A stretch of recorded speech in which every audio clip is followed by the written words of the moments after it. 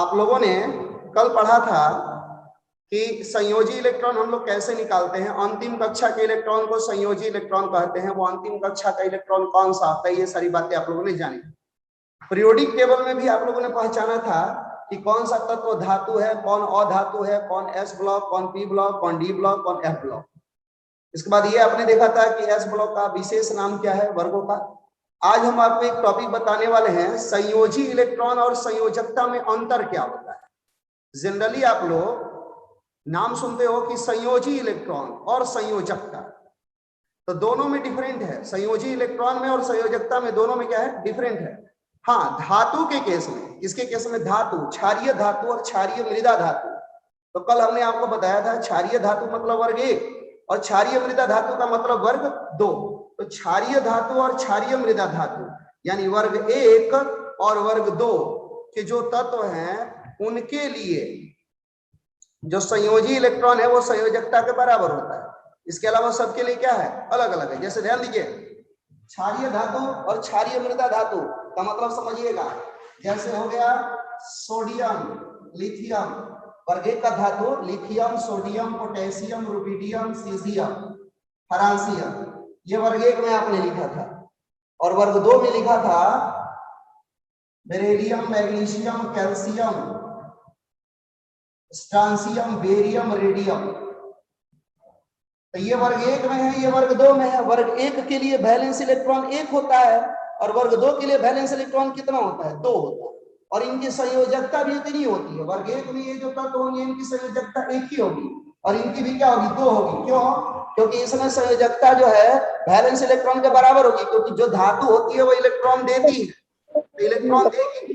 तो जो धातु है, धातु का मतलब lithium, sodium, potassium, rubidium, caesium, francium, ये सब। हालांकि फ्रांसियम और रेडियम तो ना लेगा ना देगा, क्योंकि ये रेडियो सक्रिय है। रेडियो सक्रिय का मतलब हो गया जो रासायनिक अभिक्रिया में भाग नहीं लेगा, नाभिकीय अभिक्रिया में भाग लेगा, है ना। जो रासायनिक अभिक्रिया में भाग लेकर नहीं लेकर कौन सी अभिक्रिया में भाग लेता है, नाभिकीय अभिक्रिया में, रेडियो सक्रिय होता है वो। तो ध्यान दीजिए, ये समय Li+ लिखोगे, Na+, K+, Rb+, Cs+ लिखोगे, तो एक ही इलेक्ट्रॉन का साझा करते हैं, इसलिए इनकी संयोजकता और संयोजी इलेक्ट्रॉन बराबर होते हैं। लेकिन फिर रिपीट कर रहे हैं कि संयोजी इलेक्ट्रॉन और संयोजकता में अंतर होता है, ठीक है ना। संयोजी इलेक्ट्रॉन का मतलब होता है अंतिम कक्षा का इलेक्ट्रॉन। किसी परमाणु की अंतिम कक्षा में जो इलेक्ट्रॉन है वो है संयोजी इलेक्ट्रॉन। और वो संयोजी इलेक्ट्रॉन में जितना इलेक्ट्रॉन बंधन बनाने में भाग लेगा वो होगी संयोजकता। जनरली प्रायः ऐसा देखा गया है कि जो संयोजकता है वो संयोजी इलेक्ट्रॉन के बराबर होती है। इसीलिए आप लोग 10th में पढ़ लिए होंगे कि संयोजी इलेक्ट्रॉन संयोजकता क्या है, एक ही है। एक ही नहीं है, दोनों अलग अलग। जैसे एक उदाहरण दे रहा हूं, आपने PCl3 का नाम सुना है? PCl3 और PCl5। PCl3 का नाम होता है फास्फोरस ट्राइक्लोराइड और PCl5 का नाम होता है फास्फोरस पेंटाक्लोराइड। 3 हो गया ट्राई और 5 हो गया पेंटा। तब फास्फोरस ट्राइक्लोराइड और फास्फोरस पेंटाक्लोराइड दोनों में जरा गौर से देखिएगा। दोनों में गौर क्या करना है वो देखिएगा, गौर क्या करना है वो देखिएगा। यहाँ PCl3 में जाइएगा आप, बॉन्ड बनाइएगा तो P single bond Cl, single bond Cl, single bond Cl। यहाँ जाइएगा तो P single bond Cl, single bond Cl, single bond Cl, single bond Cl, single bond Cl, 5 bond. अब ध्यान दीजिए, ऐसा हमने क्यों किया तो याद कीजिए। आपको कल हमने बताया था क्लोरीन, क्लोरीन वर्ग 17 में है। वर्ग 17 में है का मतलब उसमें वैलेंस इलेक्ट्रॉन कितने हैं, 7 हैं। वैलेंस इलेक्ट्रॉन उसमें 7 है का मतलब वो कितने बॉन्ड बनाएगा, वो 1 बॉन्ड बनाएगा, राइट। तो गौर कीजिएगा इसमें, आप लोग जरा ध्यान से देखिएगा। यहाँ पर देखिए, ध्यान दीजिए, फास्फोरस में होता इलेक्ट्रॉन 5 गो है वैलेंस इलेक्ट्रॉन, लेकिन यहाँ भाग कई गो लिया है, 3 गो लिया है, तो 2 गो तो एक्स्ट्रा बच गया ना। और यहाँ फास्फोरस का 5 इलेक्ट्रॉन भाग ले लिया, क्योंकि सिंगल बॉन्ड का मतलब 2 गो इलेक्ट्रॉन, एक यहाँ फास्फोरस का, एक यहाँ क्लोरीन का, दोनों का देख लिया आपने। एक यहाँ फास्फोरस का, यहाँ क्लोरीन का। कल हमने बताया था सिंगल बॉन्ड का मतलब कितना इलेक्ट्रॉन होता है, 2 इलेक्ट्रॉन होता है ना।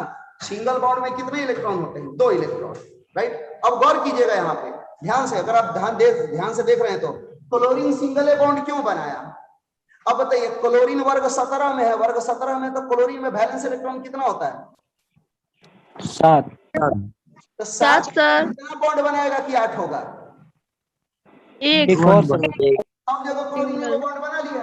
अब लेकिन मजेदार बात ध्यान दीजिए, यहाँ जो ये है ये वाला चीज, यहाँ पर तो फास्फोरस का इलेक्ट्रॉन है ना, 5 को इलेक्ट्रॉन हो गया फास्फोरस का। यहाँ भी ये जो है, ये जो सिंगल बॉन्ड है, यहाँ पे इस साइड में फास्फोरस का इलेक्ट्रॉन है यहाँ पर, और इस साइड में किसका इलेक्ट्रॉन है? क्लोरीन का। दोनों एक एक बॉन्ड बना रहा है।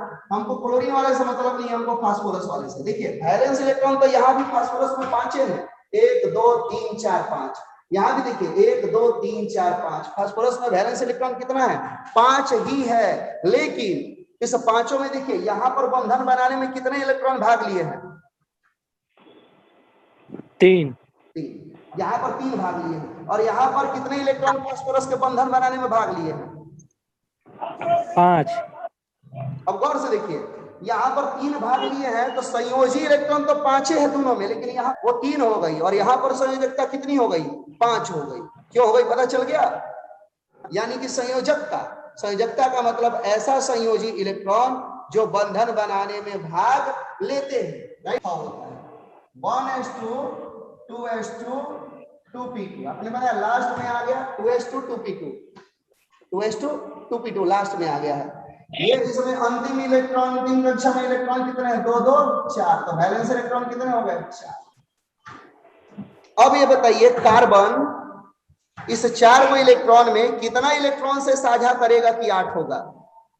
आपने पढ़ा होगा कार्बन की संयोजकता कितनी होती है? 4। तो कार्बन में जो वैलेंस इलेक्ट्रॉन है वो भी 4 है, और इसकी संयोजकता भी कितनी है? 4 है।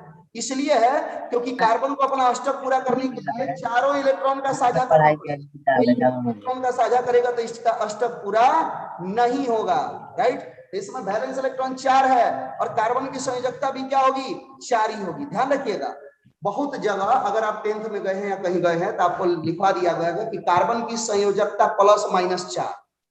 तो ध्यान रखिएगा, ये शॉर्टकट में लिखवा दिया जाता है +-4, लेकिन संयोजकता में ना तो प्लस लगता है ना ही माइनस लगता है। संयोजकता में डायरेक्ट इलेक्ट्रॉन की संख्या है जो बंधन बनाने में भाग ली है। +- लग गया का मतलब ऑक्सीडेशन नंबर है, यानी वो 4 को दे भी सकता है और 4 को ले भी सकता है। कैसे? वो देखिएगा कैसे। तो कार्बन पर विचार करते हैं, कार्बन 6 आया है, तो कार्बन कौन कौन अक्रिय गैस के समीप है? तो आपने लिखा है पहले hydrogen, helium, lithium, beryllium, boron, carbon, nitrogen, oxygen, fluorine, neon. कर दीजिए यहाँ पे 1 2 3 4 5 6 7 8 9 10 10 तक लिख दिया आपने। कार्बन यहाँ पर है, ये देखिए कार्बन ये है। अब कार्बन के नजदीक कौन सी अक्रिय गैस है उसको देखिए, कार्बन के नजदीक कौन सी अक्रिय गैस है? तो देखिए एक यहाँ हीलियम है और एक यहाँ नियान है, ये अक्रिय गैस है। वर्ग 18 में रखा गया हीलियम नियान को। तो देखिए कार्बन को पहुंचना है नियान तक या कार्बन को पहुंचना है हीलियम तक। कोई भी तत्व इलेक्ट्रॉन क्यों देता है, क्यों लेता है? तो वो अपने नजदीक वाले अक्रिय गैस की तरह स्थायी होने का प्रयास करता है। तो कार्बन जो है, दोनों का डिस्टेंस देखिए कार्बन से, कार्बन को कितना स्टेप पीछे जाना है, कितना स्टेप आगे जाना है। तो अगर यहाँ बात करें कार्बन की, तो कार्बन पीछे भी 1 2 3 स्टेप जाता है, तो चौथे पे हीलियम पे पहुंच जाता है, मतलब अक्रिय गैस की तरह स्थायी विन्यास प्राप्त करेगा। आगे भी बढ़ेगा तो 1 2 3 4, चौथे पे आएगा तो नियॉन की तरह स्थायी हो जाएगा, मतलब नियॉन का विन्यास प्राप्त कर लेगा। तो ध्यान दीजिए 6 से हीलियम पर जाने के लिए 6 से कितना आना चाहिए? 2। 6 से कितना हो जाना चाहिए? 2। तो 6 से 2 कब होगा? जब इलेक्ट्रॉन देगा तो इस स्थिति में कार्बन को हीलियम की तरह स्थायी होने के लिए, कार्बन को हीलियम की तरह स्थायी होने के लिए 4 इलेक्ट्रॉन देना पड़ेगा। यानी सी के ऊपर क्या लिखना पड़ेगा? 4+ लिखना पड़ेगा। तब ना 4+ लिखोगे तो परमाणु संख्या 6 रहेगा, लेकिन 6 में से 4 घट गया, 6 में से 4 घट गया तो कितना बच गया? 2। तो इलेक्ट्रॉनिक विन्यास हो गया 1s2 इसकी तरह, हीलियम की तरह। लेकिन अगर इस कार्बन को पहुंचना है नियान पर तो 6 से कितना पढ़ना पड़ेगा? 10। 6 से 10 होने के लिए कई गो इलेक्ट्रॉन लेना पड़ेगा? 4 गो। 4 गो इलेक्ट्रॉन लेगा तब ना माइनस हो जाएगा, C4-, ये 6 रहेगा, जितना माइनस उतना प्लस, कि माइनस कब आता है? जब लेता है तब, लेगा तो माइनस और देगा तो प्लस। तो लेगा तो माइनस का मतलब हो गया 6 4 10, यहाँ 10 का 1:2 2:2 2p6, ये हो गया नियॉन की तरह स्थायी। इसकी तरह स्थायी हो गया नियॉन की तरह। ध्यान दीजिए, कोई भी तत्व इलेक्ट्रॉन देता है या लेता है, क्यों देता लेता है? इसलिए देता लेता है कि वो अक्रिय गैस की तरह क्या हो जाए? अस्थायी हो जाए। तो कार्बन जो है हीलियम से भी उतना ही दूर है जितना नियॉन से। तो कार्बन जो है 6 इलेक्ट्रॉन देकर हीलियम की तरह स्थायी हो जाएगा, या 6 इलेक्ट्रॉन लेकर नियॉन की तरह स्थायी हो जाएगा। इसीलिए कार्बन के ऊपर +-4 आवेश आ जाता है। इसी को बोल दिया जाता है कि संयोजकता +-4 होगी। लेकिन ध्यान रखिएगा, ये आवेश है, संयोजकता कितनी होगी? 4 ही होगी।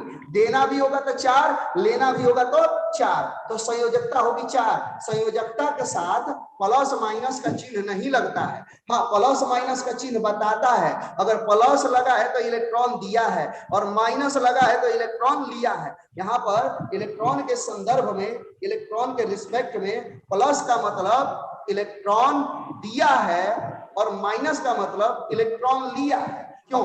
क्योंकि इलेक्ट्रॉन के ऊपर क्या होता है? ऋण आवेश होता है। अगर मान लीजिए किसी चीज में से ऋण आवेश बाहर निकलेगा तो उसके ऊपर कौन सा आवेश आएगा? धन आवेश। तो जितना इलेक्ट्रॉन बाहर निकलता है ना, उतना किसी परमाणु पर प्लस आ जाता है, और जितना इलेक्ट्रॉन लेगा उतना उसके ऊपर क्या आ जाएगा? माइनस आ जाएगा। क्यों? क्योंकि इलेक्ट्रॉन लेगा तो प्रवेश करेगा, प्रवेश करेगा तो उसमें ऋण आवेश बढ़ेगा। अगर 1 इलेक्ट्रॉन प्रवेश करेगा तो 1 माइनस बढ़ेगा, 2 इलेक्ट्रॉन प्रवेश करेगा तो 2 माइनस हो जाएगा, क्योंकि 1 इलेक्ट्रॉन पर इकाई ऋण आवेश होता है। तो 1 इलेक्ट्रॉन मतलब इकाई ऋण आवेश, 2 इलेक्ट्रॉन मतलब 2 इकाई ऋण आवेश। 8 इलेक्ट्रॉन हो गए आपके। गौर कीजिए, यहां है ऑक्सीजन, यहां है ऑक्सीजन। अब आप बताइए ऑक्सीजन कौन सी अक्रिय गैस के नजदीक है? नियॉन। Neon sir. नियॉन के नजदीक है।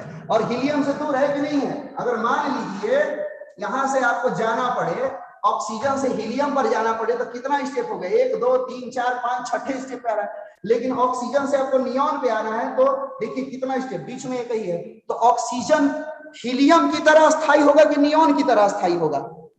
नियॉन की तरह। नियॉन की तरह। नियॉन की तरह। अब ध्यान दो, नियॉन की तरह स्थायी होगा तो 8 से इसको क्या करना पड़ेगा? 10 करना पड़ेगा। करना पड़ेगा कि नहीं करना पड़ेगा? Yes sir. तो 10 करने के लिए इसको इलेक्ट्रॉन देना है कि लेना है? लेना है। लेना है। तो कितना इलेक्ट्रॉन लेना है? 2। 2 को लेगा तो 2 इलेक्ट्रॉन लेगा। ध्यान दीजिए, 2 इलेक्ट्रॉन लेगा। 2 इलेक्ट्रॉन लेगा तो इसके ऊपर 2 माइनस होगा कि 2 प्लस होगा? 2 माइनस होगा। Minus sir. तो यहाँ 2 माइनस लिखोगे तो 8 2 10 हो गया, ये 6 हो जाएगा। आपको पता चला क्यों हम O के ऊपर 2 माइनस लिखते हैं? क्योंकि ऑक्सीजन किसके नजदीक है? नियॉन के नजदीक है। तो नियॉन की तरह ना स्थायी होगा। ध्यान दीजिए आगे, अगर हम फ्लोरीन की बात करें तो फ्लोरीन भी किसकी तरह स्थायी होगा? नियॉन की तरह। तो फ्लोरीन का लिखना होगा F9, तो हम F9 को 1:2 2:2 और 2p5 लिख देंगे। लेकिन अब बताइए फ्लोरीन किसकी तरह स्थायी होगा? नियॉन की तरह स्थायी होगा। अगर नियॉन की तरह स्थायी होगा तो क्या करेगा? तो 9 से 10 होना है, तो 1 इलेक्ट्रॉन लेगा, F के ऊपर 1 माइनस आएगा, तो ये 5 क्या हो जाएगा? 6। अब पता चल रहा है हम क्यों इसके ऊपर माइनस और प्लस लिख रहे हैं। विचार कीजिएगा, हम पकड़ लिए बोरॉन को, इसको पकड़ लिए बोरॉन को। बोरॉन कितना होता है? 5, B5 होता है, 1:2 2:2 एंड 2p कितना हो जाएगा? बताइए, 5 ही है, 2 2 4 हो गया, 1 5 होगा ना यहाँ पे। तो बोरॉन को 5 से कहाँ जाना है? 3 पर। 5 से 3 पर जाना है, तो इलेक्ट्रॉन देना पड़ेगा कि लेना पड़ेगा? देना पड़ेगा सर। कितना इलेक्ट्रॉन देना पड़ेगा? तो देखिए 5 से 2 जाना है, 5 से 2, तो 5 माइनस 2, 5 माइनस 2 यानी कितना हो गया? 3। ये देखिए 3 को प्लस इसके ऊपर आ जाएगा, बोरॉन 3 को इलेक्ट्रॉन दे देगा, तो 3 इलेक्ट्रॉन जाएंगे, तो ये भी खत्म, ये भी खत्म, 2 1 3 खत्म, तो 1:2। देखो हीलियम की तरह हो गया कि नहीं हो गया? अब आपको बता रहे हैं फंडा, यहां देखिए, ये आप देखिए हीलियम जो है, हीलियम के जो नजदीक है वो हीलियम की तरह स्थायी होना चाहेगा। जैसे हाइड्रोजन है वो भी हीलियम की तरह स्थायी होना चाहेगा। यहाँ 2 है ना, यहाँ 1 है, तो हाइड्रोजन जब लेगा भी तो 1 ही इलेक्ट्रॉन लेगा या देगा। लिथियम जो है इसमें 3 है, 3 है तो 3 भी 2 पर जाने के लिए मतलब 1 देगा। बेरिलियम 4 है, बेरिलियम 4 है तो 4 को हीलियम यानी 2 होने में के लिए कितना इलेक्ट्रॉन देना पड़ेगा? 2। तो बेरिलियम हीलियम की तरह जाएगा, ठीक है, इसलिए उतना ही इलेक्ट्रॉन देगा। जो बोरॉन है वो 5 है, 5 किसके नजदीक है? हीलियम के, तो 5 भी 3 को इलेक्ट्रॉन देकर हीलियम की तरह स्थायी हो जाएगा। लेकिन कार्बन बीच में है, कार्बन जो है बीच में था, हीलियम और नियॉन दोनों से बराबर डिस्टेंस था, तो कार्बन 4 दे भी सकता था और 4 ले भी सकता था। लेकिन नाइट्रोजन जो है यहाँ पर आए 7, तो ये नाइट्रोजन हीलियम से दूर है और नियॉन के क्या है? नजदीक है। तो नाइट्रोजन किसकी तरह स्थायी होना चाहेगा? नियॉन की तरह। तो 7 से 10 होना है, तो नाइट्रोजन कितना इलेक्ट्रॉन ले लेगा? 3। ऑक्सीजन 8 है, 8 से 10 होना है, तो कितना इलेक्ट्रॉन ले लेगा? 2। फ्लोरीन 9 है, 9 से इसको 10 होना है, तो कितना इलेक्ट्रॉन ले लेगा? 1। अब देखो आगे बढ़ते हैं, ध्यान दीजिए हीलियम का। अब नियॉन के बाद भी तो कुछ आता है ना भैया, तो नियॉन के बाद क्या आता है? ये देखिए सोडियम, मैग्नीशियम, एल्युमिनियम, देखते रहिएगा, गौर से दिमाग लगाइएगा। एल्युमिनियम के बाद सिलिकॉन, सल्फर, सल्फर के बाद क्लोरीन, क्लोरीन के बाद आर्गन, फास्फोरस, छोड़िए फास्फोरस, सल्फर, क्लोरीन, और उसके बाद नियॉन, आर्गन, पोटेशियम और कैल्शियम, यही था ना। और ये 10 ऊपर नियॉन है, यहाँ पर नियॉन है, नियॉन अक्रिय गैस है यहाँ पे, और यहाँ पर कौन सी है? आर्गन। ध्यान दीजिए ये तो 10 होता है, ये 11, 12, 13, 14, 15, 16, 17, ये 18, ये 19 और ये 20। अब हम सवाल करें आपसे, सोडियम, सोडियम किसकी तरह स्थायी होना चाहेगा? नियॉन की तरह, नियॉन की तरह, क्योंकि सोडियम के नजदीक कौन सी गैस है? नियॉन अक्रिय गैस है। वर्ग 18 में जो गैसें हैं वही अक्रिय गैस है। और कोई भी तत्व इलेक्ट्रॉन का साझा करता है, इलेक्ट्रॉन देता है या लेता है या बॉन्ड बनाता है, तो उसका यही प्रयास रहता है कि वो भी अक्रिय गैस की तरह स्थायी हो जाए, राइट। तो सोडियम का भी प्रयास रहेगा कि Na की तरह स्थायी हो जाए। Na की तरह स्थायी होने के लिए सोडियम को क्या करना पड़ेगा? 1 इलेक्ट्रॉन देना पड़ेगा, क्योंकि इसमें 11 है ना, 11 से 10 करना पड़ेगा। 11 से 10 करने के लिए कितना इलेक्ट्रॉन देना पड़ेगा? 1 इलेक्ट्रॉन देना पड़ेगा। जब ये 1 इलेक्ट्रॉन दे देगा तो 10 हो जाएगा, तो सोडियम के ऊपर हम लोग 1 प्लस लिखते हैं। ध्यान दीजिए मैग्नीशियम 12 है, मैग्नीशियम भी नजदीक किसके है? नियॉन के, तो मैग्नीशियम भी 2 इलेक्ट्रॉन देगा, तो Mg के ऊपर कभी भी कितना लिखेंगे हम? 2 प्लस लिखेंगे। फिर एल्युमिनियम 13 है, एल्युमिनियम भी देखिए आर्गन से दूर है लेकिन नियॉन के नजदीक है, तो एल्युमिनियम भी नियॉन की तरह 3 इलेक्ट्रॉन दे देगा, राइट, 3 प्लस हो जाएगा। तो एल्युमिनियम के ऊपर कभी भी हम लोग जब जाते हैं तो ध्यान दीजिए, सोडियम के ऊपर 1 प्लस, मैग्नीशियम के ऊपर 2 प्लस, एल्युमिनियम के ऊपर कितना प्लस? 3 प्लस, इस तरह हम लोग डालते हैं, अपना मन से नहीं डालते हैं, कंडीशन वही है। ये एल्युमिनियम 3 देगा तभी वो नियॉन की तरह क्या होगा? अस्थायी होगा। अब देखिए सिलिकॉन पे आइए, अब सिलिकॉन के ऊपर, अब बच्चा कहेगा सर सिलिकॉन के ऊपर हम प्लस डाले कि माइनस डाले? तो प्लस डाले कि माइनस डाले ये सब सीखने से पहले आपको पीरियोडिक टेबल सीखना पड़ेगा, जो कि हम कल सिखाए हैं। अब देखिए गौर कीजिए, सिलिकॉन देगा कि लेगा, इसके ऊपर प्लस होगा कि माइनस होगा, ये अब आप बताने में सक्षम हो जाएंगे। ये बताइए सिलिकॉन जो है, सिलिकॉन ध्यान दीजिए, पहले ये कार्बन था, कार्बन अधातु था, लेकिन सिलिकॉन जो है उपधातु है। तो सिलिकॉन के ऊपर 4 प्लस लिखते हैं बाबू, जब भी सिलिकॉन के ऊपर लिखते हैं तो 4 प्लस लिखते हैं, राइट। गौर कीजिए फास्फोरस, अब बताइए फास्फोरस किसके नजदीक आ गया? आर्गन के। आर्गन, फास्फोरस अधातु भी है, कल का हम बताए थे, फास्फोरस सल्फर दोनों अधातु है, क्लोरीन भी अधातु है? तो फास्फोरस 15 है, 15 में कितना लेगा कि 18 होगा? 3 लेगा, तो 3 लेगा का मतलब माइनस 3 माइनस, इसके ऊपर P के ऊपर 3 माइनस हो जाएगा, यहाँ S के ऊपर कितना माइनस होगा? 2 माइनस, और क्लोरीन के ऊपर कितना माइनस होगा? 1 माइनस। अब चलो गौर करो, अब इसी चीज को यहाँ पर हम लिख कर बता रहे हैं, ये आपको पता चल गया। हिलियम यहाँ 1 plus, 2 plus, 3 plus, 4 plus, minus भी होता है ये, और यहाँ पर हो जाएगा 3 माइनस, O के ऊपर 2 माइनस, F के ऊपर 1 माइनस, नियॉन के ऊपर 0 होगा, शून्य वर्ग होता है अक्रिय गैस, बताया था आपको। ये नियॉन भी 0, यहाँ पे सोडियम के ऊपर 1 प्लस, ये 2 प्लस, ये 3 प्लस, और इसके ऊपर कितना? इसके ऊपर केवल प्लस होगा, 4 प्लस, क्योंकि उपधातु है ना। सिलिकॉन के ऊपर 4 प्लस, इसके ऊपर लेगा 3 माइनस, इसके ऊपर 2 माइनस, इसके ऊपर माइनस या 0। अब देखिए पोटेशियम तो आर्गन के नजदीक है, 19 है, तो 1 को दे देगा, 1 प्लस, और 20 भी 18 की तरह होने के लिए 2 को देना पड़ेगा, क्योंकि कैल्शियम तो धातु है, ये 2 प्लस हो गया, राइट। अब गौर करो, आपको लिखना है सोडियम क्लोराइड का फॉर्मूला। ध्यान दीजिए, सोडियम क्लोराइड आपको फॉर्मूला लिखने नहीं आता है, सोडियम क्लोराइड लिखना है। तो sodium Na chloride Cl, calcium chloride CaCl, aluminium chloride AlCl, और आपको लिखना है सिलिकॉन क्लोराइड SiCl। लिख दिया। ध्यान दीजिए, sodium chloride, calcium chloride, aluminium chloride, silicon chloride आपने लिख दिया। फॉर्मूला बैलेंस नहीं है, इसको बैलेंस करके लिखेंगे। देखो नाम सबका एक ही है। सोडियम के ऊपर कितना प्लस होता है? 1। क्लोरीन के ऊपर कितना माइनस? 1।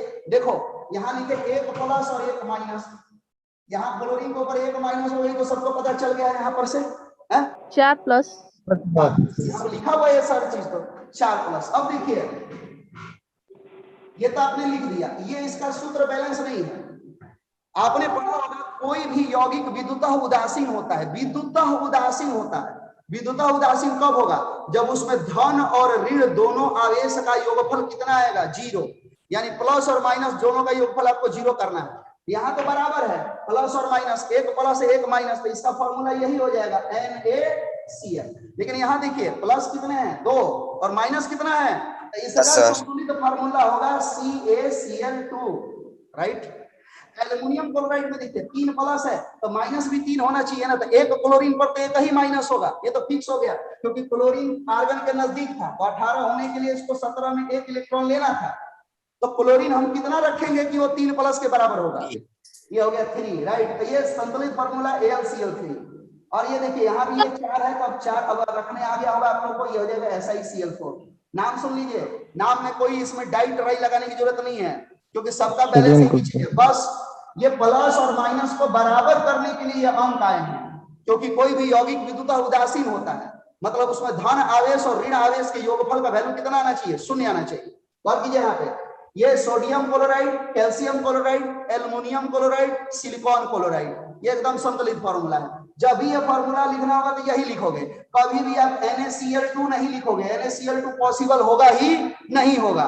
कैल्शियम क्लोराइड लिखना होगा तो CaCl नहीं लिख दोगे, अपने मन से जहां मन करे कुछ भी नहीं लिख सकते हो, एक संतुलित तरीके से ही आप लिख सकते हो, राइट। अब देखिए थोड़ा सा और परिवर्तन एक कर रहे हैं इसमें, ये क्लोरीन को हम हटा दे रहे हैं, है ना।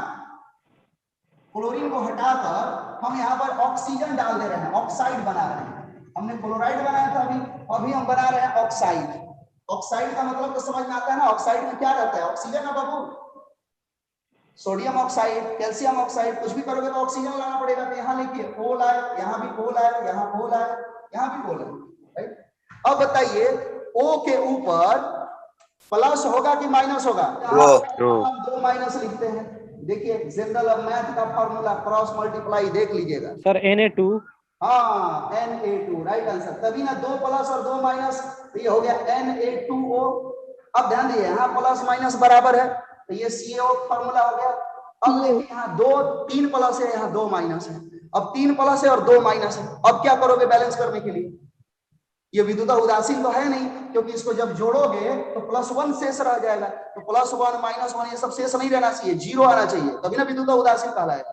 तो एक आपको तरीका बता देते हैं याद करने का, इसको समझने का, लिखने का। यहाँ जितना प्लस माइनस है अंक, उसका लौसा निकाल दो। 2 और 3 का लौसा कितना होगा? कितना आएगा? 3। एकदम ये तैयार हो गया क्या? Al2O3 देख लीजिए आप, 3 और 2 का लौसा हो गया 6। अब यहाँ कितना लिखेंगे ये इस बात पर डिपेंड करेगा कि जो लौसा आया है इससे डिवाइड कर दो। 6 में 3 से डिवाइड करोगे 2 आ गया, फिर 6 में 2 से डिवाइड करोगे 3 आ गया। अब देख लो 2 3 6 3 दूनी 6, 6 को प्लस भी है 6 को माइनस भी है, बराबर हो गया ना। तो जब भी एल्युमिनियम ऑक्साइड का फॉर्मूला लिखना होता है तो आप लिखते हो Al2O3। वही अगर सिलिकॉन ऑक्साइड लिखना है तो फिर वही तरीका, ध्यान दो, 4 और 2 है, 4 और 2 का लौसा बताओ कितना होगा?